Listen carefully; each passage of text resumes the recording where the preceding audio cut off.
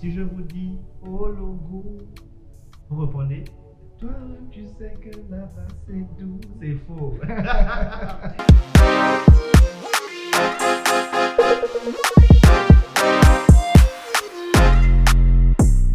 Bonjour, bonsoir, ça dépend de l'heure à laquelle vous nous recevez chez vous. Vous avez reconnu ma tête encore une fois de plus. Ici, Diego Falandri, votre intervieweur, votre présentateur et host de cette émission intitulée On se dit tout chez Diego Falandri. Je disais au premier épisode, on se dit tout chez Diego Falandri, c'est des révélations, c'est des déclarations, ce sont des confessions. Quand on vient ici, on parle sans filtre. L'idée, c'est de recevoir les personnalités publiques, les artistes, les sportifs, les politiques, les entrepreneurs, afin qu'ils viennent vous parler de leur carrière et de leur parcours, afin de susciter, pourquoi pas, et inspirer des vocations. Aujourd'hui, j'ai la chance de recevoir un grand nom de la musique gabonaise. On a reçu Espoir la Tigresse, la go de musique, il y a quelques temps. Aujourd'hui, on va dans le Goué et Vindo pour recevoir un artiste que je ne vais plus présenter parce qu'il est inscrit dans notre mémoire collective à travers les œuvres qu'il a produites. Si je vous dis oh logo, vous répondez toi-même tu sais que là-bas c'est doux. C'est faux. Voilà la famille, donc on reçoit Jerio aujourd'hui sur le plateau de On se dit tout chez Diego Falandri. Jerio, nom du cas. Ça va, comment? Tranquille. Tranquille, Beau frère. Osé à vous. Toi-même, tu connais. Non, je suis content de te recevoir. Ça fait plaisir. On dit quoi déjà, ça te fait quoi de te retrouver aujourd'hui sur ce plateau? Bah écoute, c'est un honneur, c'est un plaisir parce que je pense que même toi tu le sais. Ouais. Dernièrement, j'ai un peu été très discret sur tout ce qui est communication, sur les réseaux sociaux, etc. Donc que tu m'appelles comme ça, que tu décides de me recevoir, je dis bon, pourquoi pas. Je peux montrer ma tête. C'est sûr que je manque à certaines personnes. Non, c'est vrai. C'est vrai qu'il nous manque. Il nous manque à nous, il vous manque à vous certainement. Tu manques surtout à nos oreilles, Jerio. Tout à fait. Ouais. Parce que voilà, l'aventure comme pour toi commence en 2007 quand tu vas t'installer à Houston. Tout à fait. Après ton baccalauréat. Et arrivé là-bas en 2010, je pense, tu fondes High Definition. Exact. Ton premier groupe, ton premier groupe. Comment ça se passe déjà? Tu vas pour tes études et ensuite tu bascules pour la musique. Comment ça s'est passé? Ben, en fait, il faut dire que je suis passionné de musique depuis avant 2007, c'est-à-dire dans les années 2004. Ouais, je pense 2004 à Franceville. Voilà, à Franceville, j'étais à Franceville pour la petite histoire. J'ai fait toute ma scolarité là-bas jusqu'au bac. Et donc, aux environs de 2004, je commence à écrire des textes. Et puis voilà, je fais de ça ma passion. En 2007, je m'envole pour les États-Unis et là, je découvre d'autres opportunités, la possibilité de me faire un home studio, etc. Ce que je fais pour moi. Et j'ai la chance de rencontrer là-bas des Gabonais qui ont un peu la même ambition que moi, la même passion, c'est de faire de la musique. Donc on commence à traîner ensemble, on développe une amitié et puis justement, quand on se retrouve à chiller, on fait des sons, on fait des freestyles. C'est comme ça qu'en 2010, on crée le groupe High Definition. High Definition. High Definition. Qui naît en 2010 et voilà. qui a son premier succès avec le titre Le Bouquet. Le Bouquet, exactement. On fait le Bouquet, c'était style un peu jazzé, tout ça. Oui. Ça a eu un peu son petit buzz là-bas à la diaspora. Ça a eu un petit buzz à la diaspora, voilà. effectivement. On voulait se faire connaître ici, mais c'était un peu dur. Hein? C'était dur, mais dans la diaspora, effectivement, on voyait, il y avait des vidéos qui nous parvenaient. Facebook, voilà, c'était aussi l'essor de Facebook. Tout à fait. Et donc, on a des vidéos qui nous parvenaient et puis les gens se demandaient, mais c'est qui? Exactement. Mais on va dire que le public gabonais te découvre véritablement avec, je crois que c'est Ologo. C'est Ologo. Tu me rappelles, c'est quoi, 2012? 2012, exactement. C'est 2012. Le 8 février 2012 que je mets Ologo sur YouTube. Ouais. Et un mois plus tard, vas-y, je te laisse développer. Dis-moi. Non, mais parce que... Je t'explique. Non, vas-y, explique-moi parce que déjà, comment est-ce que tu as créé ça? Parce qu'après, on dit que tu es le père des remixes. C'est pas faux. Parce qu'on se plaint. J'assume. On se plaint que les petits de la nouvelle génération font des remixes, mais on oublie que le grand-père des remixes, c'est Rio. Moi, il n'y a pas de problème. Comment Ologo arrive? Bah, en fait, il faut dire que entre 2010 et 2012, à la base, je suis chanteur de R&B, tu vois, fort. Ouais. Tuc Love et tout ça. Love, là, très fort, là, très lover. Donc je me lance un challenge, c'est d'essayer de reprendre des chansons R&B américaines. Ok. Mais je les fais en français. Oui. Est-ce que tu vois? Donc il y a eu des trucs de Chris Brown, de Kelly Rowland que je faisais, mais je mettais en français. Ok. Et donc j'avais produit une mixtape qui s'appelait J-Mixes. Ok. Donc les remixes de Jerry. De Jerry O. Mais c'était seulement ces chansons R&B. Ok. Et après, je suis arrivé à un niveau où je me demandais, bon, qu'est-ce que je fais d'autre? J'ai déjà fait. Et là, un des membres de High Definition, justement, Yacine, shout out à Yacine, qui me dit, bah tiens, il y a une chanson nigérienne que j'aime bien, qui s'appelle Oliku, essaie-toi un peu dessus. J'écoute la chanson, ça me parle. De Deep Prince, c'est ça. Voilà, donc dès que j'écoute Oliku, dans ma tête, ça fait Ologu. Je ne peux pas vous expliquer comment les pourquoi. C'est comme ça que ça fait dans ma tête. Et donc voilà, j'ai décidé de reprendre ce titre et de le faire à ma sauce, de parler d'une histoire typiquement gabonaise, d'une soirée à la gabonaise comme on le connaît. Et voilà, ça a donné ce que ça a donné. En fait, là, tu dis ça, tous les souvenirs. Ça remonte là, ça pétille. Ça pétille parce que effectivement, le public s'est retrouvé dans la chanson Ologu, dans l'histoire de Ologu, surtout la partie de l'emporter. 4h du matin, 4h du matin. Quand tu emportes la petite en case. Et puis, il est 4h du matin, de sortir de boîte et de rentrer au quad. Mais toi, tu rentres avec moi à course. Hein? Non.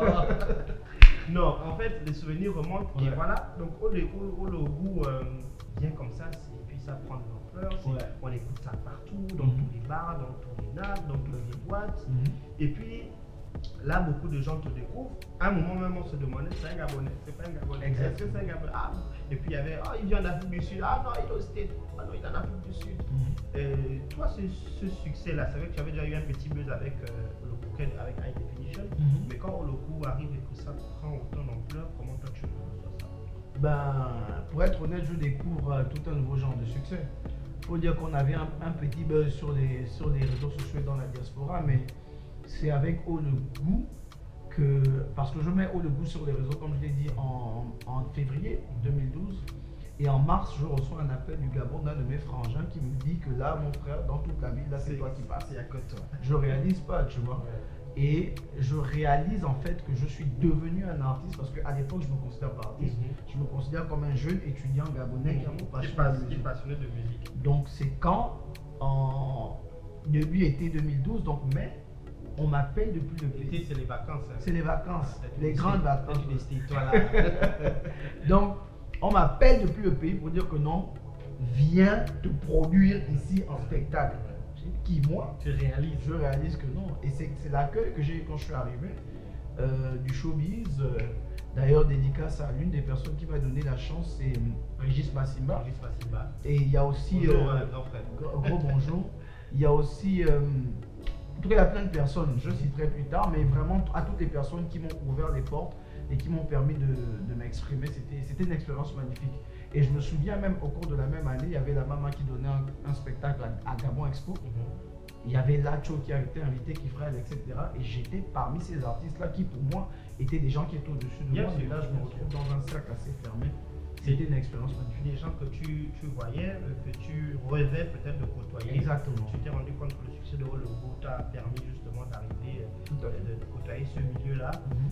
Le showbiz, tu dis que tu as bien accueilli. Donc après Ologu, tu constates finalement que ton pays a besoin de toi. Tout à fait. Et là, tu te dis que je tiens peut-être du bon filon. Et puis tu commences à sortir des titres. Des compositions, des vraies compositions. Là, tu fais plus de remix, tu sors des compositions à toi. Et puis, comment est-ce que les gens accueillent ça? Je pense qu'il est important de dire que lorsque j'ai fait Ologu a bien marché. Je pense après Ologu, j'ai fait ici c'est Mago. Voilà, qui a aussi bien marché. Et j'avais aussi un titre de braquette là que j'ai repris. Et donc, les gens ont commencé à me taguer. Je suis des cas remixeurs. Ça m'a frustré. J'ai le petit cœur, ça c'est clair. Ça m'a énervé. Dans ton petit cœur. Ça m'a énervé. J'ai dit, bah arrête. Je sais que je suis capable de faire des choses. Je suis capable d'écrire. Et même, je recevais des images des émissions qui passaient à la télé au Gabon. On disait, mais Jerry O, on parle de lui, mais il est capable que de faire des remixes. Et là, j'ai pris ça comme un challenge de montrer au Gabon d'abord, le monde que j'étais capable de faire des œuvres personnelles. Donc à la suite de Haut Debout, j'ai fait Je t'aime vrai vrai. Qui a marché. Qui a bien marché. C'était pourtant une balade, donc, mais ça m'a étonné même. Et à la suite de ça, il y a eu Elle est accro, il y a eu La Mininga. Elle est accro. Voilà. Oui. Il y a eu tellement de choses. On a mal levé si c'était ça. Obligé, non. Obligé. La Mininga, oui. La Mininga avec un clip d'ailleurs que je vais qualifier, c'est peut-être l'un des clips les plus iconiques de notre industrie, avec le petit qui danse, le petit nerveux qui danse. Ouais. En tout cas, c'était bien, c'était la belle époque. Et puis après, en 2016, tu sors L'Empreinte. Tout à fait. Voilà, c'était un album, c'était ça? C'était un album. Un album, L'Empreinte, qui te permet justement d'être reconnu par tes pairs au niveau international. Exactement. Notamment, tu es nominé au MTV Africa. Oui. Puis il y avait une autre distinction. Tu étais nominé aussi dans le Cora. Voilà. Et toi, quand est-ce que tu t'es dit que voilà, je viens peut-être de franchir une autre dimension et que peut-être il faut que je trouve le moyen parce que tes sons ont beaucoup marché aussi en Afrique francophone. Tout à fait. Est-ce que tu t'es dit que c'était pour moi déjà là, le tremplin de pouvoir m'internationaliser?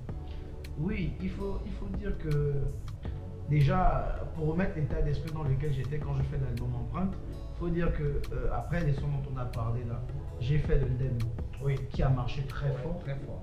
Après, je fais Sorsa, qui est devenu l'hymne de l'Ancham, qui a marché très fort. Et là, je me retrouve encore dans un autre challenge.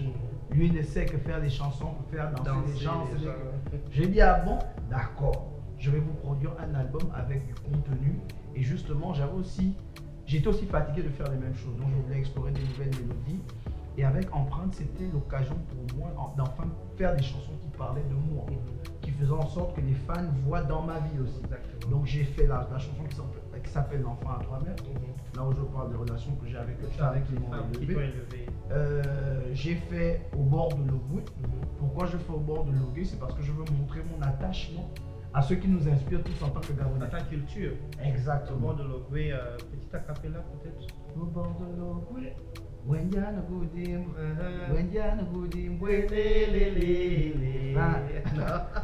Donc voilà, et pour répondre à ta question, oui, justement, l'objectif avec l'album Empreinte, c'était de justement marquer déjà l'industrie gabonaise. De ton empreinte. De mon empreinte, et aussi de m'affirmer au niveau international. Et c'est un album sur lequel j'ai eu la chance d'avoir des collaborations importantes, telles que Bissak du Ghana, j'ai eu Sarkodie du Ghana, j'ai eu Laurette La Perle du Congo. Et voilà, j'avais aussi eu la chance d'avoir Mathieu sur cet album et Nadège Badou. Donc c'est une œuvre, c'est une grosse œuvre, voilà, qui m'a fait plaisir. C'était magnifique de la faire. D'accord. Tu as évoqué les sons que moi je l'aime, Sorsa, Sommeil aussi, Omalo, Chapi, des sons qui justement t'ont fait rentrer dans l'univers Cham. On parle même, on pourrait parler de précurseurs même. C'est vrai que dernièrement on a eu beaucoup de polémiques avec l'ascension de la nouvelle génération. Bien sûr. Donzer, Oiseau Rare, Fetindos, Boloko et j'en passe. Voilà, le big up à vous les jeunes. Et on a l'impression que toi qui as été le précurseur, qui nous a fait danser, qui a fait en sorte que les Gabonais puissent découvrir aussi ce que c'est que la danse Ncham, le mouvement Ncham, on a presque oublié que tu étais là, tu étais l'un des premiers. Comment tu perçois ça? Est-ce que tu vois ça comme une forme d'injustice? Ou bien tu te dis, bon écoute, c'est le cycle de la vie, on passe et puis les autres reprennent le flambeau? Oui, enfin pour être honnête, je le vois un peu comme le cycle de la vie. Je me dis que à mon niveau, j'ai fait ce que j'avais à faire. Moi, j'ai identifié l'Ancham comme une force culturelle gabonaise. Dès le départ déjà. Dès le départ. Ce qui se passe en ce moment, je suis plus que content et plus que fier parce que c'était mon souhait même.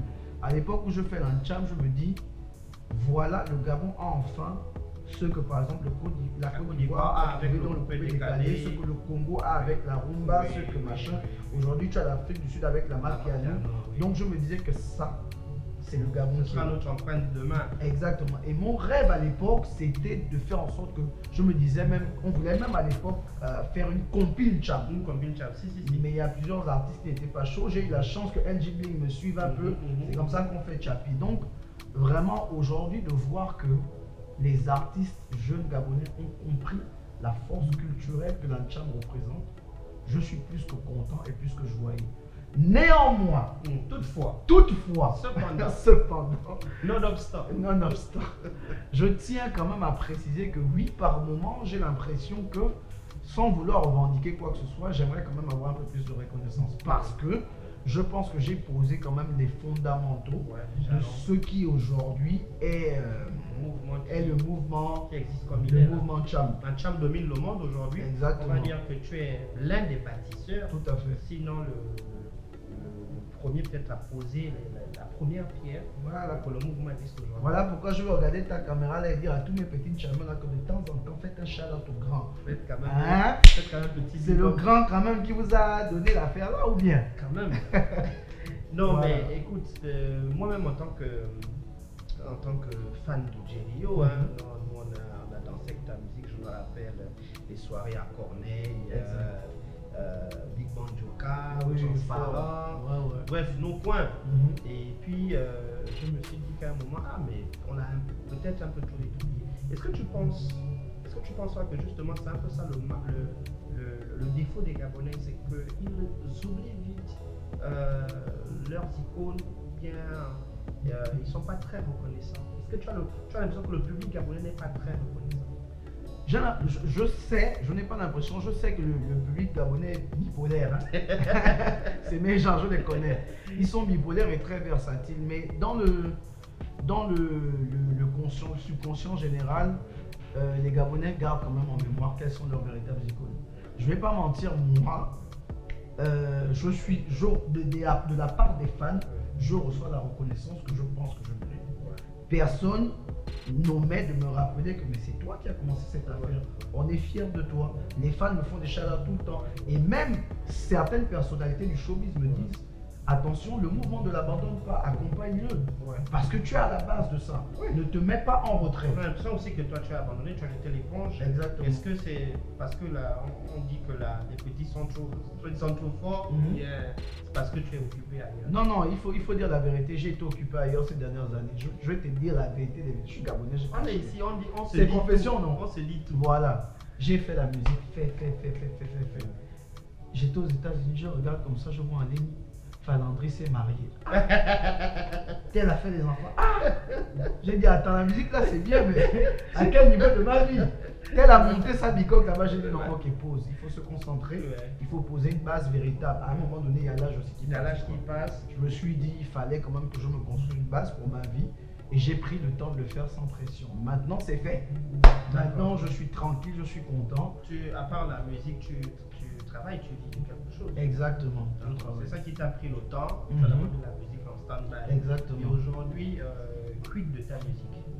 C'est quoi les perspectives? Puisque tu as déjà mis la famille à l'abri. Oui. Hein? On peut dire ça comme ça. Voilà. Maintenant, c'est quoi? Nous, parce qu'on a besoin de... Non, peut-être que je pense que je ne suis pas le seul. Non, tu n'es pas le seul. On a besoin de toi. Tu nous prévois quoi? Qu'est-ce que tu nous prépares? Est-ce qu'il y a un retour imminent? Est-ce qu'il y a un projet? Ça tombe bien que tu poses la question parce que je suis très heureux de t'apprendre que pendant tout le temps où j'ai été en pause, on va dire, c'est pas que je n'enregistrais pas de musique, c'est que je ne les sortais pas. Pourquoi je ne les sors pas? C'est parce que je pense que à mon niveau de carrière, lorsque je sors une œuvre, il faut qu'il y ait tout le contenu. Il faut qu'il y ait l'impact, il faut qu'il y ait la com, il faut la présentation, tous les éléments. Sinon après on dit pourquoi Jerry-O fait ça, tu vois. Donc j'ai pris le temps de concocter quelque chose de très bien, de plusieurs titres d'ailleurs. Donc une chose est sûre, c'est qu'au courant, d'ici la fin de l'année jusqu'à l'année prochaine, là, si vous n'avez rien entendu, c'est 10. Donc, on retient la date, on est aujourd'hui le 24, c'est ça? Ouais. On est le mardi 24 mai 2026. Jerry-O nous annonce officiellement qu'il a un projet de plus de 10 titres. Voilà, on va dire ça comme ça. Qui risque de sortir avant la fin de l'année, c'est ça? Espérons. Mais en tout cas, si le projet n'est pas sorti avant la fin de l'année, il y aura des singles précurseurs. Ouais. On en est sûr et certain. Mais nous, quand même, l'eau à la bouche. Ils sont déjà finis, c'est déjà bon. Mais c'est sors ça. Non, ça va sortir. Sorcier. Il n'y a pas de problème. Mais une chose est sûre, c'est que tu es mon frère, je peux te dire. Bien sûr. Je suis de Logo évidemment, on est sûr de moi. Bien sûr. Ça soit de l'impact dans le game. Non. Je t'ai dit ça de là. Donc, ce qui arrive est fort. Mhm. Est-ce qu'il y a de l'encham dedans, il y a du R&B, il y a du machin, c'est quoi? Qu'est-ce que tu me prépares? Ou bien c'est un mix de toutes ces choses-là? Ben, c'est un cocktail de toutes mes attitudes musicales, j'ai envie de dire. Et puis dans ce projet-là aussi, j'ai exploré de nouvelles tendances. Donc j'ai voulu aussi partir un peu à l'aventure. Mais en tout cas, ce qui est sûr, c'est que comme toujours, j'ai été fidèle à mon côté gabonais, à mes origines. Et je veux parler au public gabonais et porter encore la culture gabonaise au-delà de ses frontières. Mais j'ai pris le temps. Je sais pourquoi j'ai pris le temps. Donc, croyez-moi, ne vous inquiétez pas. Ça veut dire que ce qui arrive, c'est donc, on va dire, un cocktail de banger. Exact. Un cocktail de banger qui arrive parce qu'avec le talent qu'on te connaît, Merci. on sait qu'on ne sera pas déçu. Tout à fait. Alors, Jerry, le showbiz gabonais, quelle est ta vision entre 2012 au logo et maintenant? Qu'est-ce que tu as constaté? Est-ce qu'il y a une évolution? Est-ce qu'il y a une régression? Est-ce que tu penses que les acteurs du showbiz gabonais sont plus unis qu'avant ou est-ce qu'ils sont plus désunis? C'est quoi ta vision? Il y a du positif et du négatif en 2012 et maintenant. Ce qu'il y a de positif, c'est que je trouve que il y a beaucoup plus de production musicale, tu vois. Les artistes produisent beaucoup, il y a aussi beaucoup plus de studios, il y a beaucoup plus d'aptitudes, donc il y a beaucoup de musique qui sort tout le temps. Les réseaux sociaux sont devenus beaucoup plus accessibles. On va dire que le digital aussi a beaucoup... Exactement, donc ça aide beaucoup à l'industrie, ça aide beaucoup les artistes, etc. Le seul bémol pour moi, c'est la fracture qu'il y a entre la nouvelle génération et l'ancienne. C'est ça le seul bémol, parce que moi j'estime que l'ancienne génération est là pour accompagner la nouvelle, et la nouvelle est là pour réinspirer l'ancienne. Seulement on se retrouve dans un cas de figure où les anciens sont trop fiers. Un conflit intergénérationnel. Voilà, pour approcher les jeunes. Les jeunes, permettez-moi l'expression, sont trop impolis pour aller vers les anciens. Et donc ça crée cette fracture-là. Je pense qu'on bénéficierait plus à faire un partage d'expérience. Le jeune peut apprendre à son ancien comment utiliser TikTok. L'ancien peut apprendre à son petit comment faire un projet structuré. Mais en gros, comme je disais déjà tout à l'heure, je suis satisfait parce que l'impact il est même international, on le voit. Aujourd'hui, tu vas avoir un NZ Banks qui te fait un de temps en temps, et puis tu prends l'avion, en l'espace d'un mois, tu écoutes ça à Abidjan. À notre époque, c'était pas comme ça. Il fallait que tu bastonnes à Libreville pendant 3-4 mois, voire 5, pour qu'après, c'est tellement submergé que tu l'écoutes ailleurs. Donc oui, je pense que l'industrie gabonaise tient un bon filon. Il faut juste qu'on continue comme ça. Et l'industrie, c'est un tout. C'est les artistes, c'est les promoteurs, c'est les intervieweurs comme vous, c'est les réalisateurs, c'est les communicateurs. Et chacun doit pouvoir avoir son petit bout de pain là-dedans. Tant qu'il y a le gain qui tourne là-dedans, chacun va toujours donner le meilleur. Justement, en parlant du gain, est-ce qu'il y a le gain dans l'industrie musicale? Maintenant, oui. Maintenant, oui. Parce qu'à l'époque, il n'y avait pas... Non, à mon époque, il n'y en avait pas tant que ça. J'ai une question. Dis-moi. Entre 2012 et pratiquement 2018, où tu as fait des spectacles, combien est-ce que tu as pu gagner? Je ne peux pas te parler en termes de chiffres. Non. Tu vas pas me dire, non. Je ne te demande pas de donner le chiffre exact. Oui. Une fourchette. Combien tu as pu gagner? Non, si je réponds là, on va faire sonner mon téléphone tout à l'heure. Mais je peux te répondre franchement en te disant qu'entre 2012 et 2018, je pouvais aisément vivre de ma musique. Très aisément. Ton cachet à l'époque, c'était combien? Ça dépendait des événements. Pour le gros événement, c'était combien ton cachet? On était dans les... à peu près comme maintenant, les 3-4. 3-4 millions. Oui. Pour les petits événements, tu prenais 1 million à peu près, 1 million, 1,5 million. Aujourd'hui, ton cachet pour les gros événements, c'est toujours ça? Non. Aujourd'hui, ton cachet, c'est combien? Si je veux avoir des Rio pour un anniversaire, pour un mariage, pour un concert, c'est combien? Mais 1 million, je serais là. 1 million. Je ne vais pas refuser 1 million. Qui suis-je? On a dit qu'ici, on est fort. Donc, si tu as 1 million et que tu veux inviter Rio pour un spectacle, c'est simple, tu le contactes sur ses réseaux sociaux. Mais faites vite, moi je veux dire faites vite, parce que quand je vais sortir le projet là, ça va monter. Ça va monter. Non, la vérité, je ne blague même pas. Parce que, en fait, la réalité c'est que le cachet d'un artiste c'est selon son impact et son buzz actuel. Oui, du Est-ce moment. que tu vois? Du moment. Sauf que nous, on a la chance qu'on a impacté dans le passé, Ouais. donc on peut encore profiter de Ah, ça. comme on dit, comme disait, le nom reste. Hein. C'est ça. En tout cas, le nom reste. Et Donc puis, on va sortir d'autres œuvres là, ça va péter là. Quand tu reviens là, moi je te taxe 2 bateaux. Voilà, pour continuer sur l'industrie, parce qu'on est en train d'aller vers la fin, tu étais dans le bateau du FEMUA. Tout à fait. Voilà, tu étais dans le bateau du FEMUA. Mhm. Les Gabonais étaient surpris d'entendre notre maman Angèle Assélé Mhm. parler des critères de sélection hein, pour le bateau du FEMUA. Mhm. Et dans ces critères, elle a dit notamment qu'il fallait faire de l'actualité. Bon, donc les Gabonais se sont posé la question, s'il faut faire l'actualité pour faire partie du bateau, alors qu'est-ce que dire Rio qui n'a pas d'actualité actuellement est allé faire? Tout à fait. Qu'est-ce que tel qui n'a pas d'actualité est allé faire? Mhm. Comment toi tu expliques ça? Et déjà, est-ce que c'est légitime qu'il pense ainsi? Et toi, comment tu expliques justement tout ce méli-mélo là? Bon, après, je pense pas que je suis bien placé pour défendre ce qu'elle a eu à dire. Elle sait, de toute façon, je suis même pas dans l'équipe qui a fait le bateau pour décider de quel artiste vient ou pour quelle raison. Je vais juste parler pour moi. D'accord. Je pense que moi, on m'a fait venir parce que l'Ancham est un mouvement qui porte la culture gabonaise maintenant. Oui. Et on a considéré que Djirio étant l'un des En tant que- précurseurs ok, de ce mouvement, D'accord. il devrait être du bateau D'accord. pour être là. Le grand-père de la, en tant que grand-père de la Voilà, chose. c'est un peu comme, je vais pas dire mon grand-père à Kenenge, il n'a pas le hit du moment. Non. Mais à Kenenge était là. Pour la culture. Tu vois, c'est pour la culture. Donc je pense que c'est ça mon point de vue. En fait. D'accord. Voilà. Ok, d'accord. Alors, Djirio, on est en train d'aller à la fin de cette émission. Je vais te poser quelques questions fermées. Vas-y. Voilà, tu choisis c'est oui ou non, ou bien tu choisis entre telle et telle personne ton préféré. Alors, aujourd'hui, la nouvelle génération, comme on dit, la charme domine le monde. Il y a des petits qui ont émergé, qui émergent, et qui font la fierté de la musique gabonaise. Si tu devrais collaborer avec un jeune de cette génération, ce serait qui? Ah, il y en a plusieurs. Tu veux que je les cite tous ou bien que j'en prenne un ou deux? Deux. De la nouvelle La génération. nouvelle génération. Des Mantos. Oui. Oui. Des Mantos, tu voudrais bien collaborer avec lui. Oui. Et puis qui d'autre? Des Mantos. Alors, Eboloko aussi. Eboloko? Oui. D'accord. Et avec qui tu ne te vois pas collaborer? Avec qui je ne me vois pas collaborer? Personne. Je me vois collaborer avec tout le monde. Avec tout le monde. Dépendamment de ce qu'on peut créer, tout le monde je collabore. D'accord. D'accord, avec tout le monde. Ok, très bien.